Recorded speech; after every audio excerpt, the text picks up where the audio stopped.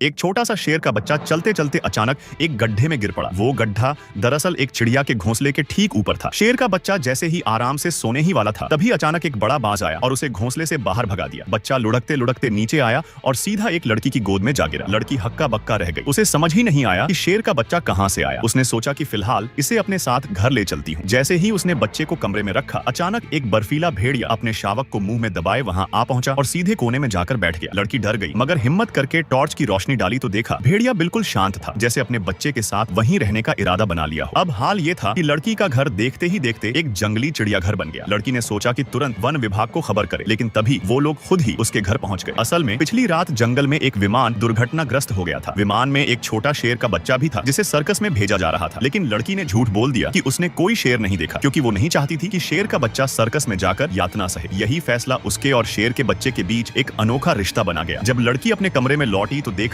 भेड़िया माँ अपने बच्चे को दूध पिला रही थी। उसी वक्त शेर का बच्चा भी डगमगाते कदमों से दौड़कर आया और सीधे भेड़िया माँ की गोद में घुस गया और दूध पीने लगा। चमत्कार ये कि भेड़िया माँ ने उसे भगाया नहीं। लड़की उस पल को देखकर मुस्कुरा दी और तय कर लिया कि अब वो इन दोनों को अपने पास ही रखेगी। इसके बाद भेड़िया माँ रोज शिकार पर जाती और लौटकर दोनों बच्चों को दूध पिलाती। धीरे धीरे लड़की का लगाव भी दोनों नन्हे बच्चों से बढ़ता गया। वो उन्हें जंगल घुमाने ले जाती, अपने दादाजी का छोड़ा हुआ लकड़ी का घर भी अक्सर दिखाने ले जाती। जब भी लड़की आराम करती, दोनों छोटे छोटे साथी उसके पास पहरेदारों की तरह बैठे रहते। उनकी मौजूदगी ने लड़की की नीरस जिंदगी में रंग भर दी। एक दिन लड़की को 2 दिन के लिए बाहर जाना पड़ा। उसने खिड़की खोल दी ताकि भेड़िया माँ आसानी से बाहर आ जा सके। जाते जाते उसने दोनों बच्चों को कहा, घर का अच्छे से ध्यान रखना। लेकिन किस्मत को कुछ और ही मंजूर था। भेड़िया माँ शिकार पर निकली और उसी वक्त 2 शिकारियों की नजर उस पर पड़ गई। ऐसी दुर्लभ बर्फीली भेड़िया प्रजाति को देखकर उन्होंने तुरंत बेहोशी का तीर चलाया। भेड़िया माँ गिर पड़ी और शिकारियों ने उसे पकड़कर ले गए। 2 दिन बाद जब लड़की लौटी तो घर का हाल देखकर दंग रह गई। कमरा बुरी तरह बिखरा हुआ था। साफ था कि ये दोनों शरारती बच्चों का काम था। मगर लड़की डांट भी नहीं पाई, क्योंकि भेड़िया माँ कहीं नजर नहीं आ रही थी। उसने चारों ओर ढूंढा,